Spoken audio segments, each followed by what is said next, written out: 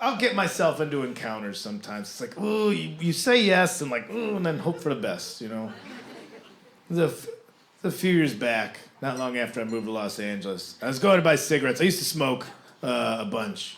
And I got up to about 2 packs a day, and I smoked Doral Lights were my favorite. There's a discount cigarette. Somebody right there just, ugh. Look at people openly disgusted. I think they're pronounced Doral, but I like saying Doral because it made them sound fancier. And why not? Self-esteem is free. You could just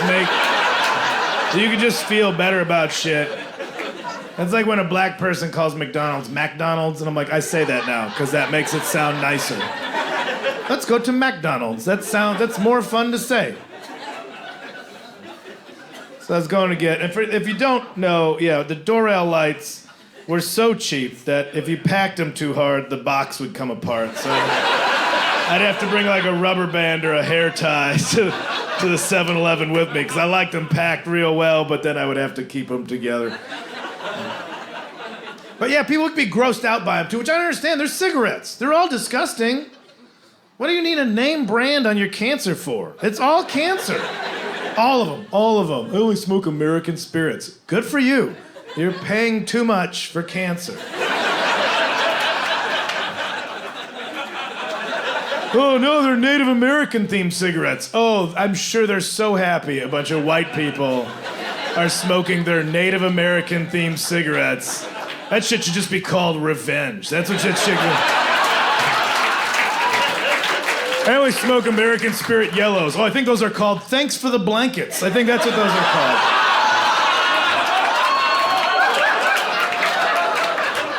I think that's what those are called in certain circles. Certain drum circles. Oh! Do we edit that? Nah, let's get in trouble later. So I'm just, wandering down on a spring day down to my 7-Eleven, getting my cheapo cigarettes. And I was going there this weekend, my roommate was out of town for a few days. You should know him. My roommate, very funny comic, Matt Bronger, if you know him. Dear friend of mine. Yes, of course we all love Matt Bronger. We moved to LA together. So he was out of town. And I'm like, all right, this is my weekend. I'm broke. I don't have a lot going on. I'm just going to smoke all the pot we have left. And that's going to be my weekend. I'm going to stock up on my Doral Lights and sit around just watching TV. And so coming back from cigarettes, walking the same way I did, but now in the way of the sidewalk is this van, this hurriedly parked van. There's across the side. It's kind of in a driveway, but like all jaunty, like one tire's in the grass, and some of it's still kind of hanging out in the street, like it was parked in a hurry. And I was like, oh, okay. So now I gotta walk around this van here, and I'm just shuffling around the back and kind of in traffic. And as I get around the other side of the van where the sliding door is, and I could tell that the sliding door's open, and there's a rustling going on in there. And I was like, all right, not my business, whatever. People in a van. But as I get just past that and I hear from inside the van, I just hear a man's voice go, "Hey man, you like Halloween?"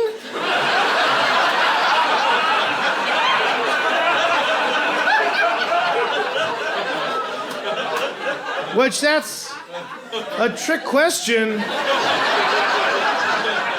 Because the answer is yes, always yes. If the answer is ever no, get out of my life. I got no place for you. But this was like a spring day, so I wasn't even sure. And it just came from the shadows inside of a van. So I don't know who is asking this. And so I want to be honest, but I also am hesitant to engage. Because what does it mean? If I say no, I'm lying. But if I say yes, I might be agreeing to something that I don't want to agree to. Like all of a sudden, I'm tied up in the back of this van, and we're driving out to the desert to a masquerade ball, and we're dressed up like Raggedy Ann and Andy, and I don't get to be Andy in this scenario.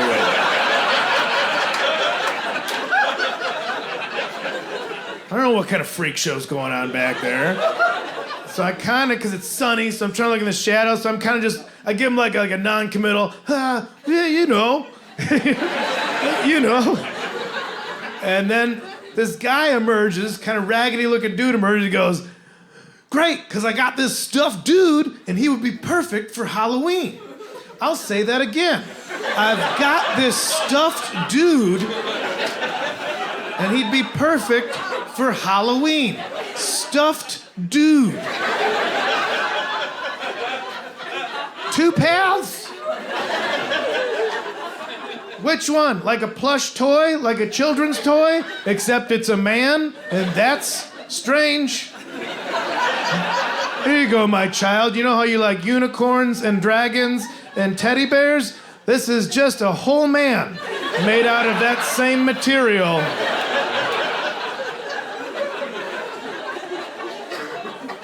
He listens better than your real dad. We'll just put him in the corner of your room.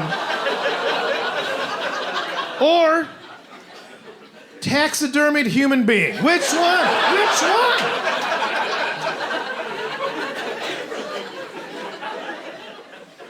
My eyes adjusted to the darkness inside the van. It was the first one. It was a full-size man. A stuffed animal man. I don't even know how to describe a plush man. Which sounds like a fancy title. Oh, he's a very plush man.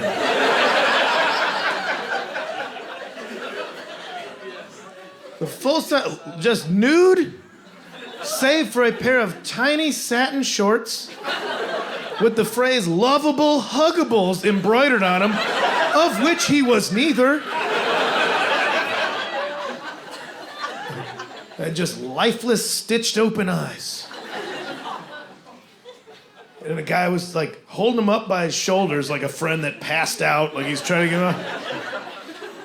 This would be perfect for Halloween. I was like, it scared me.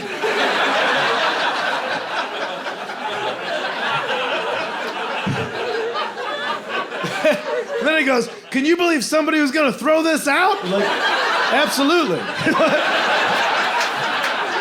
And then I realized this guy saw this thing peeking out of a trash can and was so enticed, he veered his van across traffic up onto someone's yard to dig it out. And you know he didn't think it was the first thing. You know, I wonder if that's a life-size plush man that would be a great Halloween prop. He just saw maybe a fleshy foot out of the garbage can, like, ooh, I'm getting some reward money today. And then he changed his mind. Well, it's not a dead guy. I can't sell this guy for his teeth.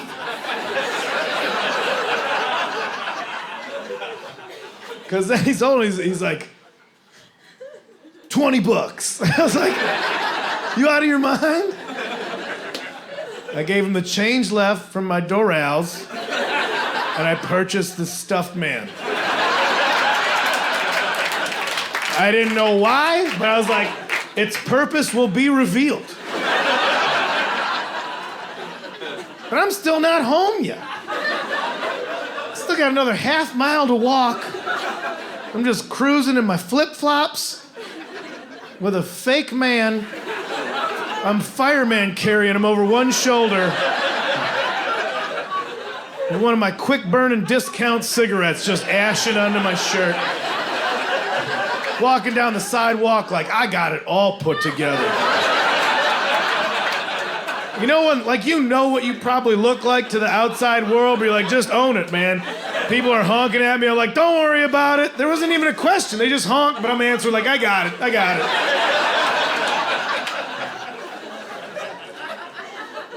And I realized as I'm walking, I was like, oh, I know what I'm gonna do. I'm gonna hide this in Matt's bed. So when he comes home from his trip, he'll be mighty frightened. That's what I'll do to my friend. I'll take this dirty, maybe sex doll that a stranger found in the trash and sold to me for pennies on the dollar. And I'll put that under the clean sheets of someone I pretend to care about.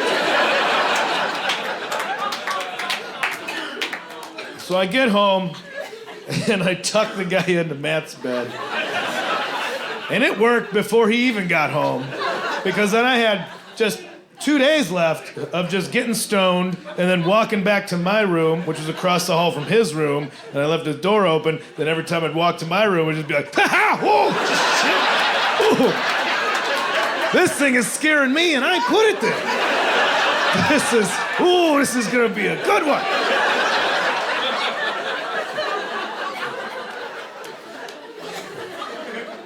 So, first night,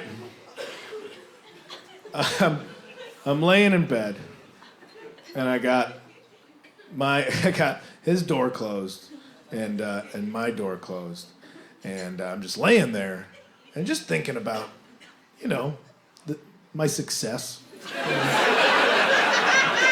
Like, oh, buddy, this is a good prank. It's gonna be a good prank. That guy looks like from a few feet away. It's like a full guy with his eyes that are just stuck wide open all the time. His piercing blue eyes. It was weird. I just got it. Like that guy just wanted to get rid of it so quick, like almost like it was a curse. And this is amazing how he started at 20, and I was like, how about like 85 cents? And he just accepted it like it had to be exchanged for something of value for the curse to be transferred. It's kind of, I guess, I'm not up in my monkey's paw shit, but this is, what have I done?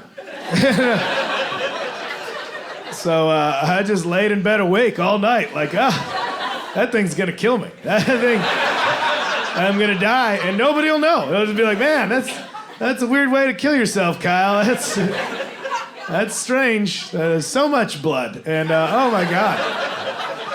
And so I stayed awake the whole night, didn't sleep a wink, and the next day tried to continue with my life, but with some paranoia, but still kept up with my goal of trying to smoke all the marijuana we had in the apartment, which didn't help matters, because then I went to bed for that second night, just delirious and tired and stoned, and of course walking by, just, shit! Oh, it's not funny this time. It's fooled me twice. Oh God, I need to do this differently. So that night, I'm laying in bed. I'm like, well, I got to keep the door open a little bit. I want to keep the door open because what if he does come to life? I want to know. I don't want to just hear something outside of my door and then lay awake with terrified wonder. If I see something, then I could have a plan of attack. I could take like a stance that I saw a karate guy use or something to let this demon toy man know that I'm not screwing around anymore.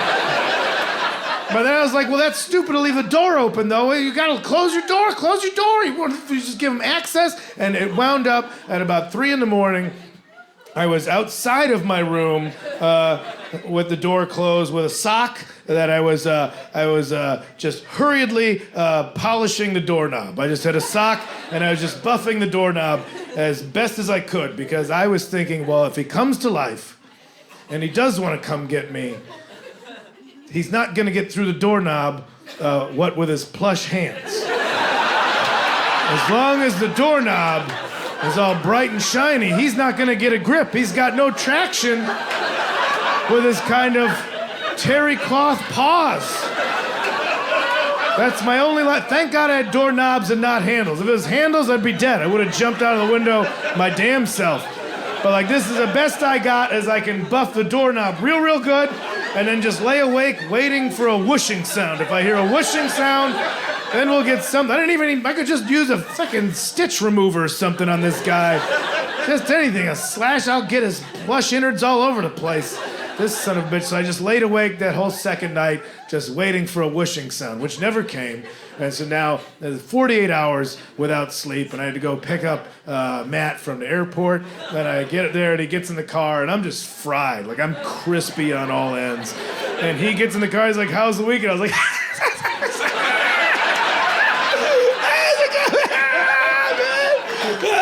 so happy you're home.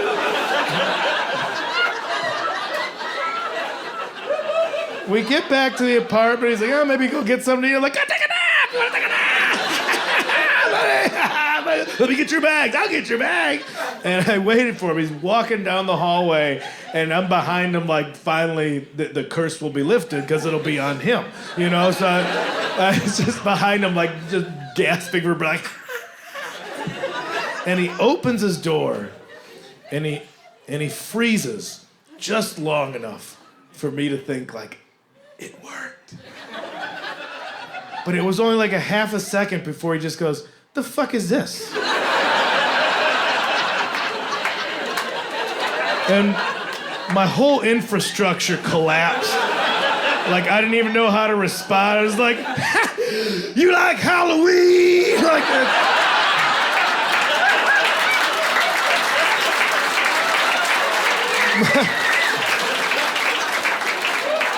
But we kept that guy for like 3 years. He sat in a chair in the living room. We named him Terrifying Randy. And it worked. He just became another roommate. But then we'd invite people over, and they'd walk in and be like, what's going on? Oh, that's old TR. Don't worry about him. He's harmless.